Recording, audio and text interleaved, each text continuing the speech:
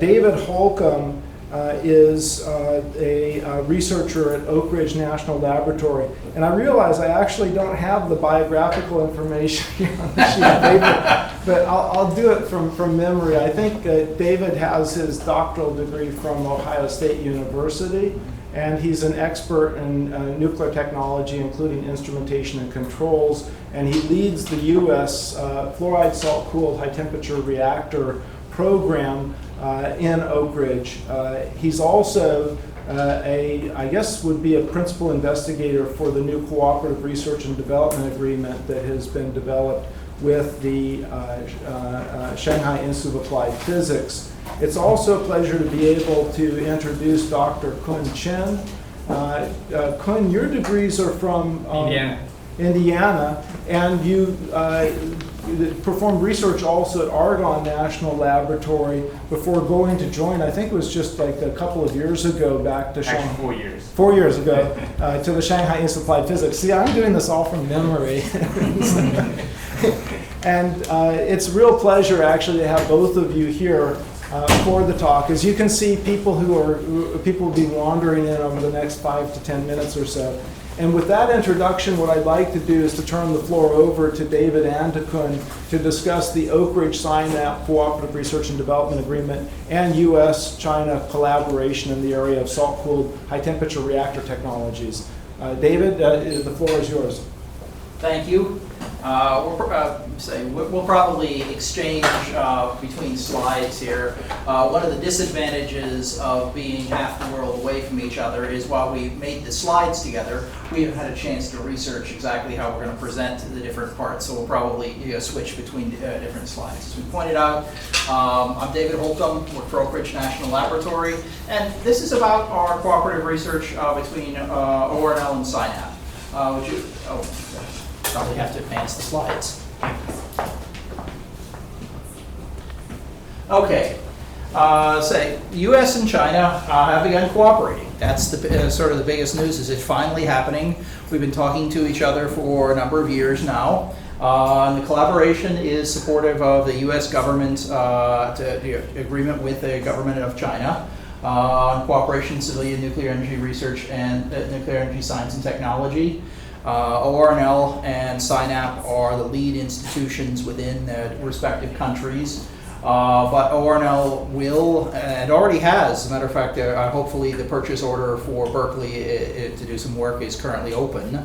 Open other expertise that support this research. Projects intended to benefit both countries through rapid development of a technology of common interest. We do recognize that FHRs remain at a preconceptual level of maturity. It means that we're primarily characterized by open science rather than specific technology to do a commercial reactor.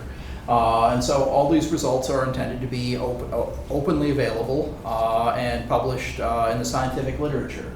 Project is scheduled to end, then what we sort of say, okay, if it's all going to be public, and when do you make a decision about when do you start saying it's going to be commercial and you start competing? Well, we sort of figured naturally about the time that SINAP their higher power test reactor, because then you start saying, well, the next one might be a prototype or a demonstration. Yeah, that's really a technology one. Then we start saying, well, then it's time to probably start talking about commercial relationships, and that'll be different.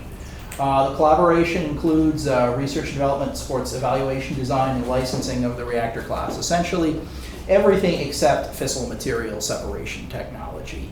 I also aren't doing any fuel developments either, but that's okay. What just happened? This is Microsoft PowerPoint. I will fix this later. Okay, what we had was a photograph of the people in power who have signed things. The two U.S. people were the Assistant Secretary for Nuclear Energy, Pete Lyons, who was actually just standing in the back because this is an agreement between ORNL and SINAP TMSR.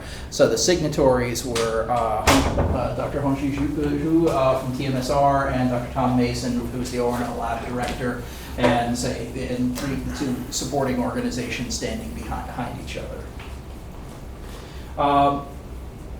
I'll do a few slides sort of as just background. Most of you guys probably already know this pretty well, but perhaps not everybody is already sort of immersed in molten salt reactors. This is the basic taxonomy that the GIF program, which is Generation 4 International Forum, has come up with, is how to put a new reactor class into place. It was basically saying molten salt reactors are a big class of reactors, and it includes reactors that it basically requires you to have molten salt in the core of the reactor.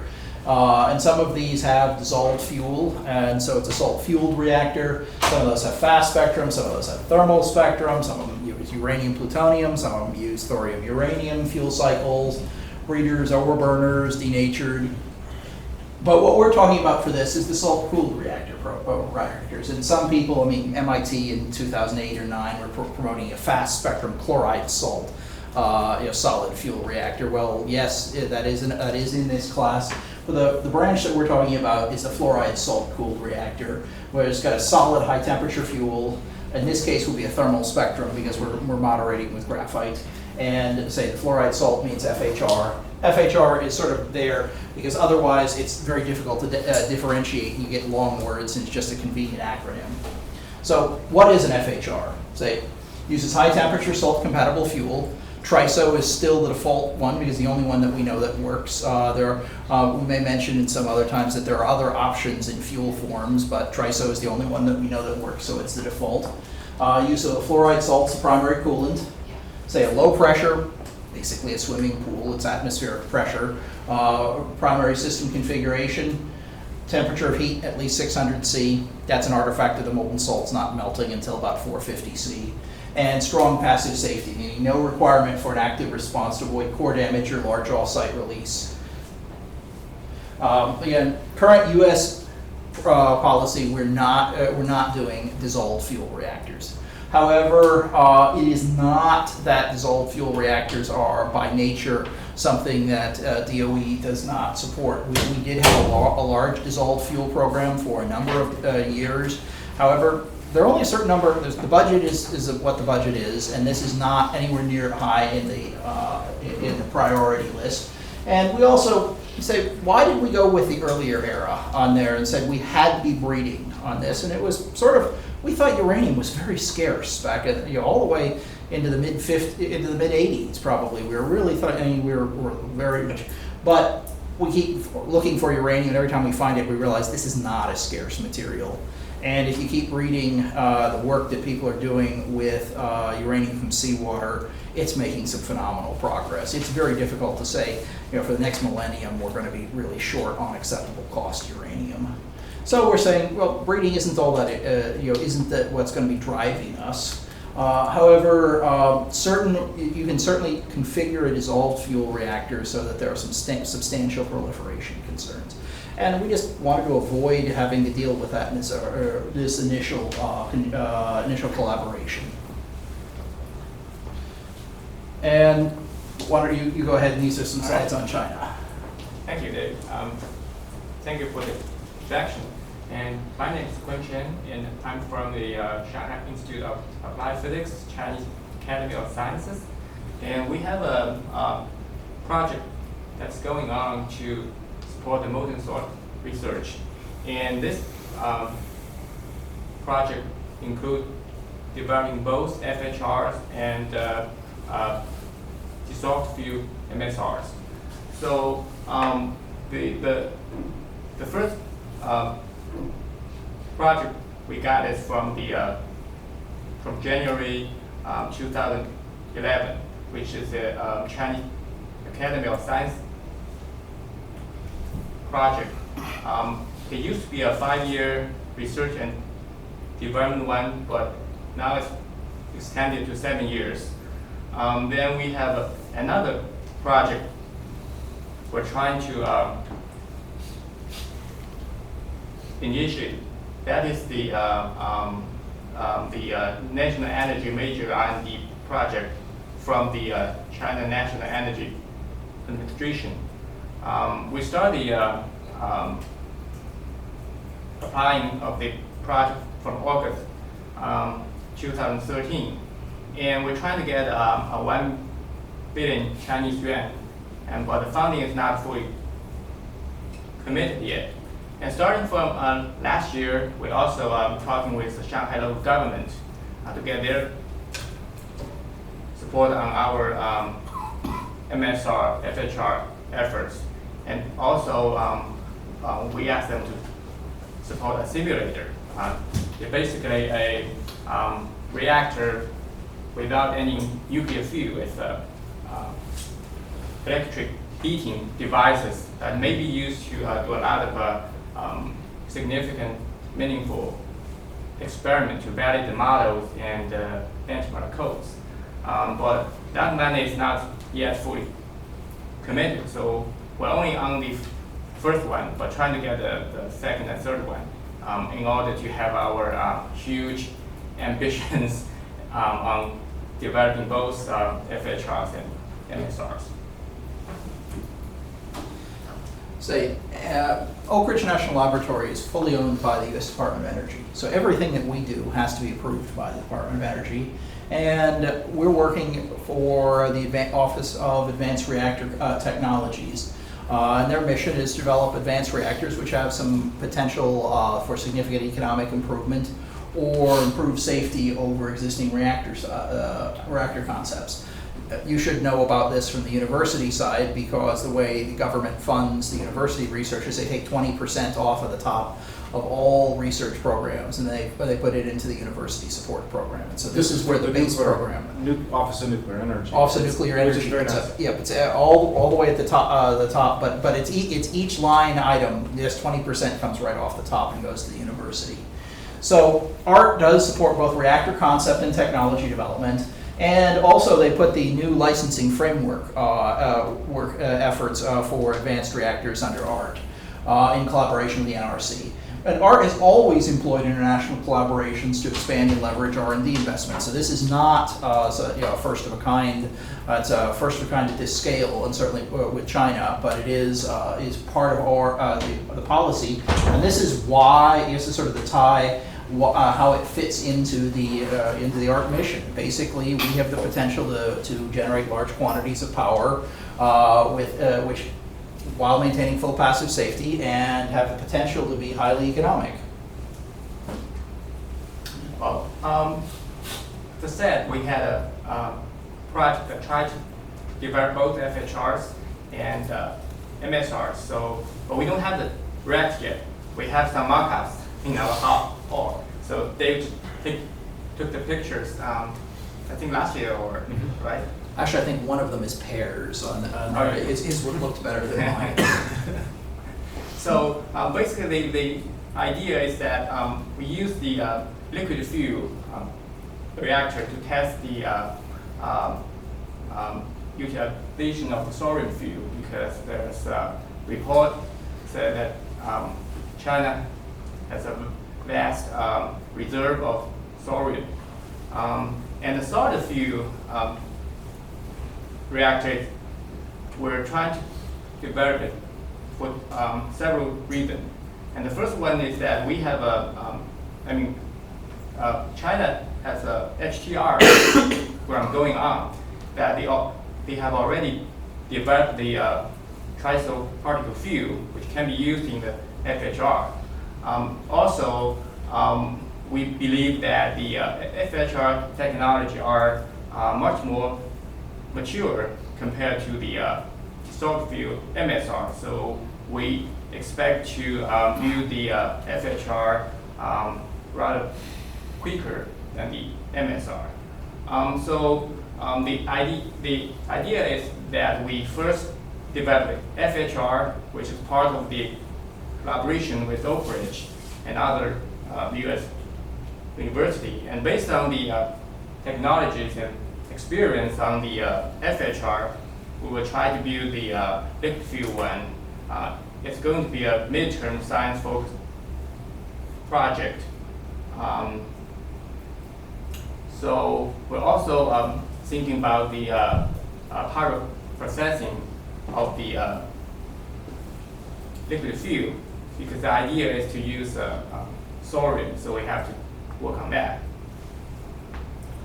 I have a couple of slides on why why come to Oak Ridge? You know, this and sort of is that this is the place. We have 55 years of working on molten salt reactors. Say Ed Bettis and Ray Bryant in the late 1940s, 40s, and I think 40s originally proposed the molten salt reactor, and the aircraft nuclear propulsion program went on from 46 to 61.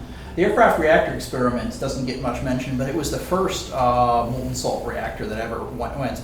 Turns out it's actually sodium cooled. It's the first phase. So we've already, some of the modern ideas about using molten salt in the core and then the sodium as the coolant was something that we did back in the 50s. The aircraft reactor test and the experiment. The other one, this is the important one, was the molten salt reactor experiment. Well, it ran, critical from 65 to 69 with over 13,000 full power hours and was very successful. That last word in there is important. It was an experiment because nobody had done this before. And so it was to sort of see, does everything work about the way we think it does, rather than saying this is not a commercial prototype. There were an awful lot of things that we had not resolved at the end of this. That was kind of why we had these other plans, the molten salt demonstration reactor, the breeder reactor, there were a series of things, and then the denatured molten salt reactor as during the 1980s, proliferation concerns became much the dominant part of the concerns of the Department of Energy. And so that was the last thing we worked on from the late 70s to the early 80s. Again, we'll point out Weinberg really looked at fluoride fuels in the 1950s. And it was the AEC providing $2 million a year in 1956 was starting. And I encourage you, if you start your history on there, is to look at the Fluid Fuel Reactor Task Force. And so a couple of those were done by ORNL, which is the MSR, and the aqueous homogeneous reactor. But BNL actually was also doing a liquid bismuth reactor at that point. There. So if you think lead bismuth as a coolant, well, they sort of have the analogy of a dissolved fuel liquid bismuth reactor was something that was being looked at, and the corrosion problems proved to be very challenging. But again, the reference design was a converter reactor with alloy N and fly-up salt. Say by the end of '59, development had proceeded far enough to get the proposal in for the molten salt breeder reactor, the molten salt reactor experiment. All right. There are quite some data suggests that the demand of the electricity in China will increase in the next decade. Even though the economy slowed down a little bit starting from last year, but if you consider the electricity per capita in China, it's still about 1/4 to 1/5 of the developed country. So people still believe there's a lot of room for the electricity demand to increase in China in the like 2020, 2030s. But if you look at the energy structure of China, we still burn a lot of coal. The energy burned from the coal actually caused a lot of trouble in China. There was an independent movie released recently in China, which caused a huge impact in the nation that raised the concern on the air pollution in China, which is on the head news every day. The air quality in Chinese city are extremely poor compared to Bay Area, of course. But people are thinking, where is the solutions to get energy when you don't have to lower your living standard? So when you look at the nuclear, only accounts for 0.6% of the Chinese energy structure, even though China is building like 20, 30 nuclear power plants, but still, even we do that, I heard some people still predict that only 5% of the electricity will come from nuclear energy, even we build all those power plants. So we believe there's a big market there in China for nuclear energy. And also, on top of the air pollution, the carbon release, we realized that the traditional coal power plants use a lot of water to cool. But unfortunately, the area that has a lot of coal in China extremely lack of water. If you look at the map over there, all the red area, the dry area with a lot of coal, and the blue area has some water. But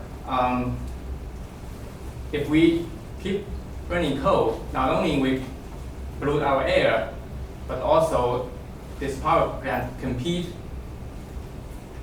with people on very valuable water resources. So when we developed our molten salt project, we try to think what problem we're going to solve in China. We have listed 4 missions here. The first one is thorium energy. As I mentioned, the data suggested that China has a vast reserve of thorium fuel. Second one is high temperature hydrogen production. That is, may reduce the carbon release in the energy cycle, and also the water-free cooling. And the fourth one is small modular design, which intend to reduce the construction cost of a nuclear reactor. So when we consider these 4 missions, we found out that the FHR and MSR are a perfect solution for that. And we're going to do it in 2 steps. The first one, we're going to have a FHR, which we call a modified open fuel cycle. By better use the fuel, we actually believe that we can generate less radioactive waste. So we have a better fuel cycle than we currently have. And when we have enough technology and experience, we're going to move on to the fully closed fuel cycle, the MSR. I don't know when that's going to happen, but that's actually our, we believe that we're going to have FHR and MSR at the same time. So for the research program here, we have 3 steps. And the first one is from 2015 to 16. We're going to build a simulator, which is heated by electricity for the experiment for validation. And in the second phase, which from 2017 to 2020, we're going to build 2 test reactors. One is a 10 megawatt FHR, and we call it a TMSR-FF1. And the second one is 2 megawatt dissolved fuel test reactor, and we call it TMSR-F. I'm sorry, that should be LF1. Sorry. And the third step is that we're going to build a 100 megawatt salt-cooled demonstration reactor, and also a 10 megawatt dissolved fuel test reactor. So, but we only got the money committed for the first phase, maybe half of the second phase. So, but we have these long-term goals. Basically, we get our, I mean, how do we design those simulators to support this lower power test reactor, and the lower power reactor will support the development of the higher power one. And we don't just randomly pick MSR, FHR. The institute I'm with, the Shanghai Institute of Applied Physics, actually has a history with MSRs. in the early 70s, SINAP actually built a zero-power cold-state dissolved fuel salt reactor and reached criticality. And they have done some experiments, but the project stopped because we cannot solve the material problem at that time. So the focus of the program shifted to the light water reactor, because at that time the government needs research institute to come up with a solution that can generate electricity readily. So in 1973 to 75, we built a zero power LWR. I think the picture to the right is when they are doing the criticality experiment. So in the early 70s, SINAP actually had more than 400 scientists and engineers working on the salt reactor project, then on the light water reactor project. And the effort eventually created the first nuclear power plant in China. But that effort stopped for like 30 years. Now we just pick it up again. So I guess a little bit similar to Oak Ridge, we have a history with MSR. So that's why the government picked us to start this. So when we look back in the 70s, we stopped the project because we don't have the material. So when we start the work in this century, we start with the basic things. The image here shows that we're producing high quality right salt. We've enriched lithium-7, and this one actually is the device that enriched lithium-7 to 99.995% in the laboratory. But it's a laboratory test we needed to put into the production. This device here is developed to produce more high quality salt. Now we're able to just build kilos. Now we're trying to move to tons of salt. And the picture over here shows that we're producing tons of the nickel alloy, and alloy, which is the structure material of the FHR. Here, we're building some laboratory for the tritium control and measurement. We're also building test loops there for the code benchmark and model validation. So we did basic research for the past 3 to 4 years that make us ready to build the simulators and eventually the test reactors. Well, the U.S. is in a little bit different situation than China is in terms of its power needs. We are a developed country, but we've tried to introduce advanced reactors in the past. We've actually been working on advanced reactors. So you look at sodium reactors for 60 years, gas reactors for almost that long, and we haven't gotten them into the market yet. And so we're trying to look at what can we do differently to succeed this time. Well, if you look, what has really been the Achilles heels? Cost and reliability.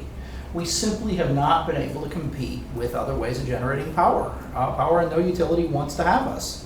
And so that's where this is where we think that salt reactors might make a difference. The difference is try to be a competitive way of generating power and actually operate when the plant owners want you to operate.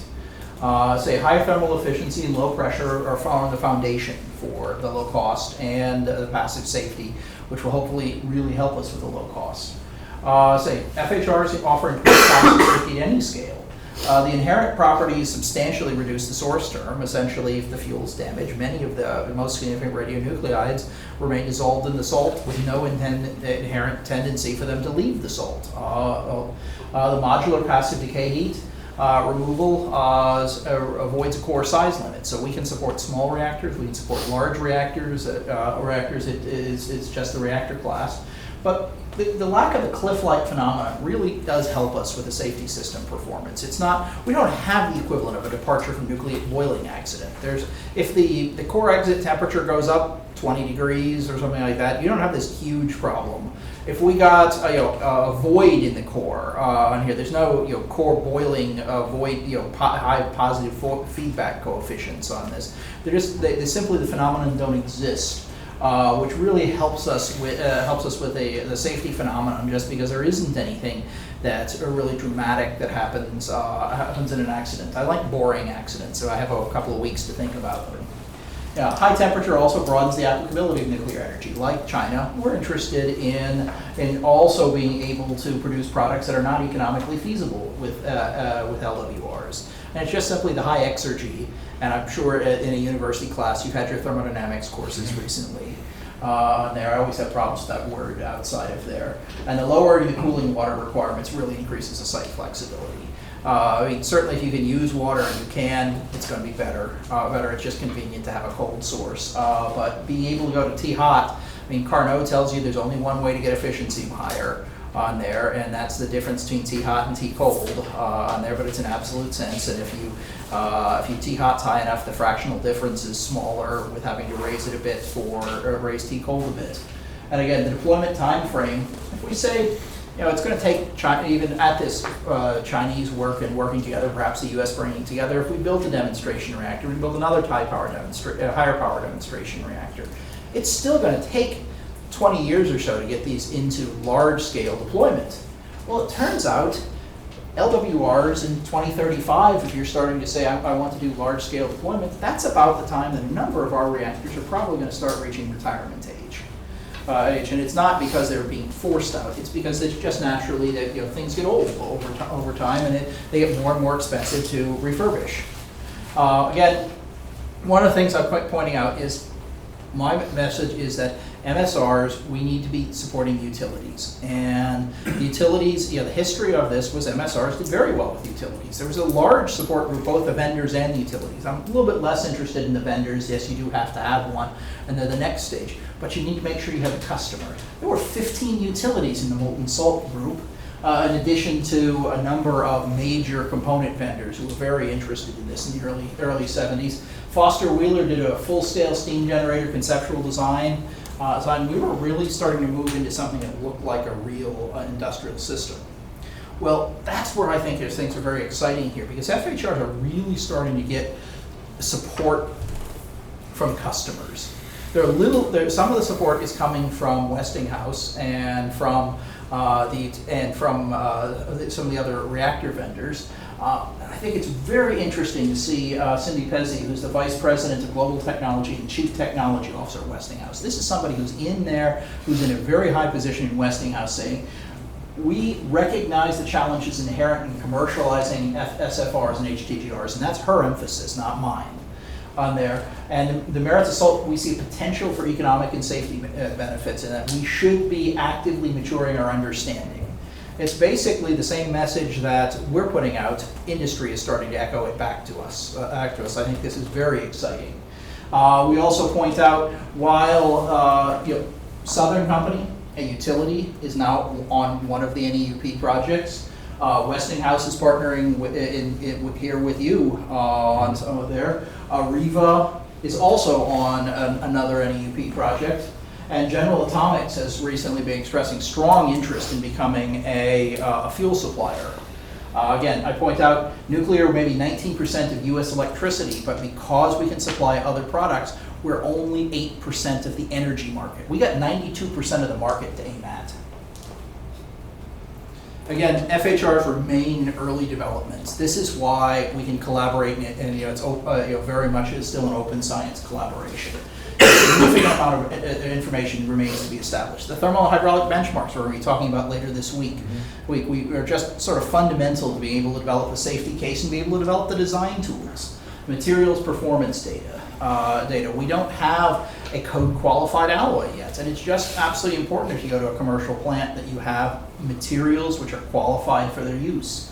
the design rules for structural composites. Again, we're in a new era. They didn't exist back in the 60s.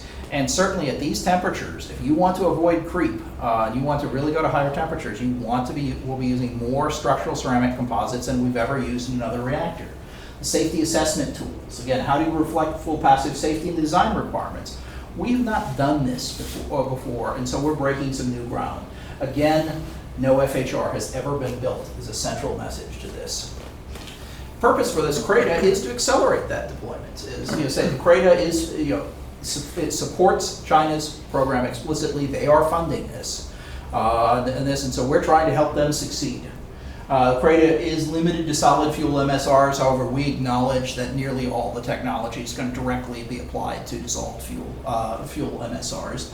Work's divided into roughly year-long phases. That's sort of more administrative because both they have to decide, yes, we want to fund this effort, and we also have to get approval from both governments that, yes, we are going to cooperate with China on this particular work, and it may be done at Oak Ridge or maybe done at INL or UC Berkeley or whoever else we're subcontracting. We're wholly owned by the U.S. Department of Energy. All work we do has to be approved by Department of Energy for all people. Again, we'll work together to define the work scope because they're hiring us for advice, and yet we're trying to support their program.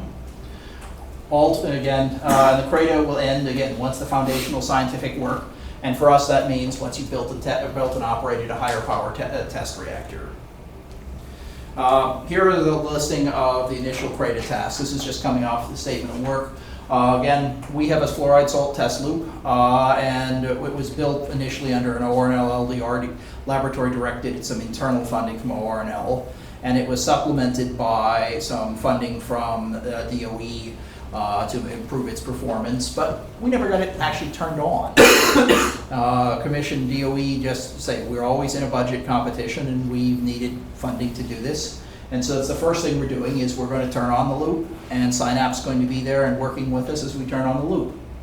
Component and instrument development, ultrasonic flow meter demonstration validation. It's actually calibration is the major issue for this because it's things like, well, first of a kind instruments, you'd like to actually have their signals mean something. So we need to come up with a diverse way of measuring what the flow actually is so that we know what the signal from the flow meter is. High temperature fission chamber. It's really an evaluation rather than a design here because one of the things it's very difficult to do on a small test reactor is the initial approach to critical. And we have to figure out how are you going to support that. Fluoride salt pump development and demonstration. There's a lot of this isn't so much doing and engineering, it's more of okay, what are the rules, what do we have to learn, okay, what are the seals, the bearings, how do you do the vanes, so that when you want to start building bigger things, this is the stuff you have to pay attention to. Software analysis supports, looking at, trying to recommend the design codes so that we're all using the same sets of tools and that the tools are validated. Again, much more of the types of things we're doing at the benchmarking. Trying to get some open source benchmark problems. So much of the world has got a number of different efforts to allow you to benchmark, whether it's reactor physics, and we're trying to do some more work with thermohydraulics benchmarking and fit this into this. Also trying to get some of our reactor codes to be designed so that they work efficiently for FHRs. There's probably an order of magnitude speed up that we'll get if we really work on improving the codes. And then to some of these codes are very difficult to actually give the source code out to other countries. And so what we're planning on doing is actually putting executable out and letting China run them, run the codes and get the results for them. It also helps the QA a bit because that means that ORNL is responsible for the QA and the version control so that we know what the output is and that it could be used in a licensing application. We're kind of very interested in the quality assurance on this. Again, in some training and education, we're looking at student and staff exchanges maybe next summer, not this coming one, the following one, a summer school near Shanghai. And then the last task is we tried to write this broadly enough because frankly it's been 2 years since we originally wrote the statement of work. This is how long it takes to do this. And so what we did was we gave you a list of particular topics that we could do and to get DOE approval for them. And then we're to allow SINAP to say, well, this is the one we actually need help with right now. And for example, what they selected out of this really is this licensing approaches and safety analysis for FHR systems. Well, they particularly asked us, help us to write some training materials for their regulator, because they're about to write a preliminary safety analysis report, or they have, and they're going to be sending it to the regulator to say, yes, we want to build this test reactor, may we? Well, regulators have never seen one of these because no one's ever built one of these before. We need to help their regulators to know, okay, is this acceptable? This is how you do this. And we've done that for the US in sodium reactors and gas reactors and help with the IAEA. And so ORNL's got a lot of history in developing that. And so that's part of one of the things that we'll be doing. There's several different things that are pulling out, whether it's helping to support some of the design requirements for a couple of papers that have been written on what do you have to do to get a full code qualification cases. But again, it's within the list of things which are already approved, but then we're moving into, and SINAP as the funder gets to choose which one of these things that they actually want to do. Again, DOE working through university research. That's where the US is currently investing. They're not investing as a major national program yet. We're hoping that that changes, but that's up to the government. They get to decide what to do. But the 2011, many of you have gotten your degrees on this 2011 integrated research project, which was led by MIT, but UC Berkeley and Wisconsin were major partners. And doing a number of different tests. I don't need to read since this is your own work. Again, 2014, we got two of them this time instead of just one. One of them again led by MIT, and the other one this time led by Georgia Tech. So we're trying to spread, and it's not just, again, the integrated research projects, as part of the messages, they're not the only way. As a matter of fact, Berkeley is also just finishing up some of their work with their X-ray examination of pebbles, which was funded through a single focused nuclear energy university program. And across the country, there have been a number of these things, whether it's at Ohio State has done some things, or things which are sort of more tangentially related, which are supporting the general reactor technology. For example, there's some work going on at Clemson on radiation tolerance optical materials, which could be very helpful for providing optical access into our reactor vessel. Again, DOE and NRC, as one of the things they're pointing out in there, and this is very important to us, are trying to establish how do you license an advanced reactor. We've got these 104 licenses that were issued, and although they're not all operating anymore, we have a method that was approved and we want to go ahead and see what we can follow. How much of this can we follow? How much can we follow? Because the general design criteria, which are the basis for much of the evaluation of whether a reactor is adequately safe, are actually based on really sound fundamental principles. And they're applicable to any reactor. However, they've got some vestigial things which are basically, this is really applicable to light water reactors. And so what the NRC and the DOE are working together with, and let me say, the NRC will make all licensing decisions. DOE is going to suggest these are an interesting way of doing this, and the NRC will then take all this in as input and make their own decision as to whether they agree with this. The NRC remains the only people responsible for licensing. But we're trying to support this, again, through a design safety standard, which is also being worked on here this week on FHRs, trying to get an early phase version of this. And then hopefully the NRC will get very interested in this as we mature, and they'll create something which is analogous to NUREG 0800, which is their standard review plan for light water reactors, to get a standard review plan for salt-cooled reactors. We had NuScale, I was listening, they ended up with a design-specific standard review plan also. Those are not easy to put together. They said it was a very time-consuming effort. Oh, these are enormous efforts, and that's just for a smaller light water reactor. But they were putting passive safety into here. This is something that is going to be a big effort if we get the NRC to do this. But it is, on the other hand, the NRC. This is the only people the NRC reports to is Congress. And they have, in their response to Congress, in the 2012 response to Congress, has sort of indicated this is the direction we're planning on going. And we're hoping to get to be one of the reactors that they use as an example on this as an advanced reactor class. Right now, the leads, again, are sodium and gas, but we are in the other advanced reactor category. And we'll see to what as we mature and become considered a more practical reactor system, whether we get a sufficient amount of NRC attention. But where we remain hopeful, again, reactor class shows an awful lot of promise. Again, we didn't talk about the technologies. Tritium release, we have lithium in our system, and you're going to get more tritium. And the problem with this is that we're high temperature. Tritium goes through steel pretty fast at high temperature. There are a number of different techniques. The one fallback we're pretty sure of, we can thank our sodium folks with, which is a double wall heat exchanger. If we absolutely have to, we can use a double wall heat exchanger. That'll stop tritium. We've had some recent technology advances in different ways, and there may be other things that we can do with things where you take carbon in and out rapidly with pellets. But with the tritium stripping membranes, I actually think are a very promising new technology. A replacement for industrial scale lithium enrichment. In the 1950s, we were enriching lithium at acceptable cost at very high volumes, but it was using a mercury-based process that we simply won't use again. There's actually been some remarkable progress made on that recently. However, because the progress is so remarkable that the government has decided that it doesn't want to share that openly because it can be used for other purposes. And so we're working on how do we get access to that. But frankly, you look at we did this in the 1950s, and the separation coefficient between 6 and 7 is high enough that you know it's going to happen. It'll happen. Not to mention some of these people in aerospace and lithium batteries are very interested in lowering the mass of their batteries. There are going to be other people who want thousands of tons of lithium.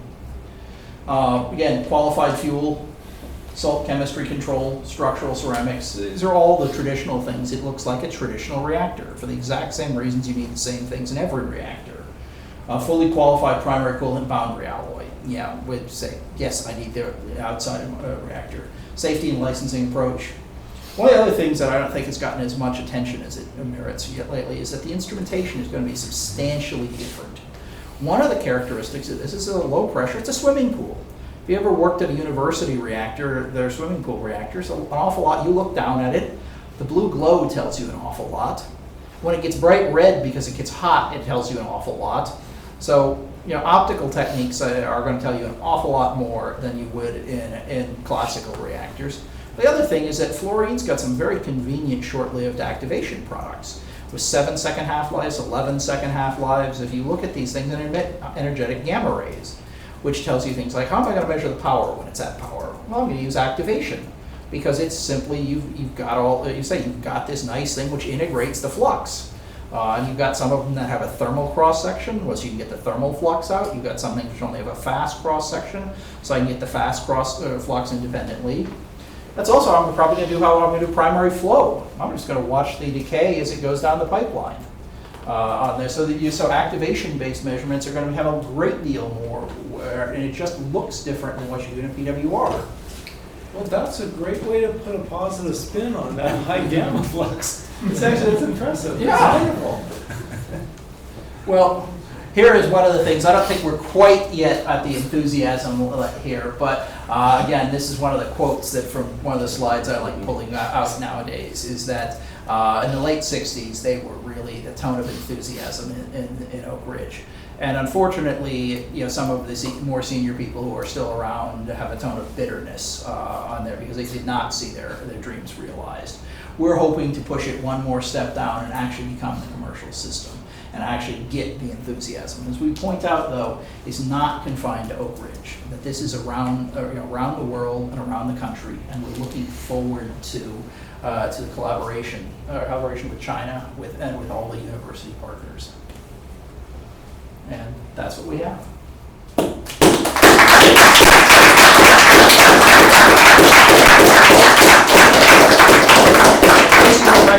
This is SINAP's campus just north of, in the northern suburbs of Shanghai, and that's Oak Ridge. So, David, Could you talk a little bit about the process of getting to the point of having this agreement in place? Because it's been quite a trek, right? Oh yes, so we started. Was it 2010? Was the first time lately that some representatives of SINAP and CAS came to visit Oak Ridge, and we talked to them about. That was 2011. 11. Okay. Yeah. And they really were interested in what do we do, because we're trying to get this, or we just gotten a big new responsibility, and how do we succeed at this?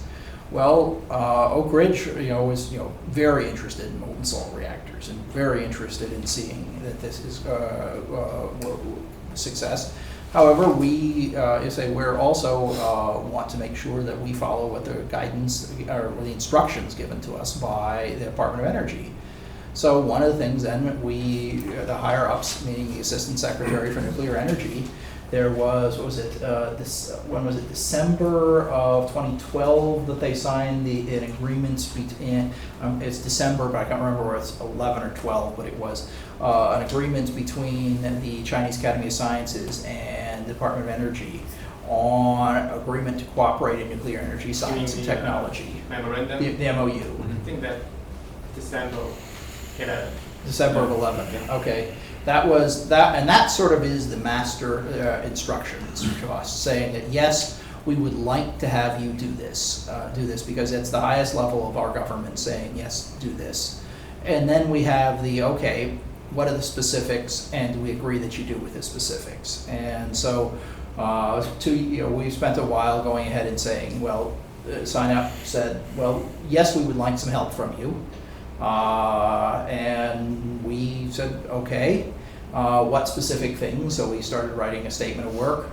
We started writing said, well, we have these mechanisms because the U.S. government is, as I say, part of the arts policy is to use, to leverage its resources through cooperation with other countries. However, FHRs are not high enough on our list right now. It said the U.S. is not contributing financially to this collaboration. However, it is contributing to FHRs. We're hoping that it will expand over time, but that will be a decision made by our government. And what SINAP said, yes, we are willing to pay for some of this. We want your help. And so we then worked together and came up with, okay, these are the things that we think are most important. Then SINAP went back to its decision-making process and said, yes, we agree, these are things that we're willing to pay for. And Oak Ridge went to the U.S. government and asked for permission for DOE, because DOE is authorized under the Atomic Energy Act to do research. And so it says, it made the decision that this is research that it would agree to do. And that it would agree to publish it openly. And so we said, thank you, we appreciate that, and then we negotiate the specific terms for this, and the CRADA has lots of things about whether China gets full rights to any technology done by this in China, and the U.S. gets rights to things done in the U.S.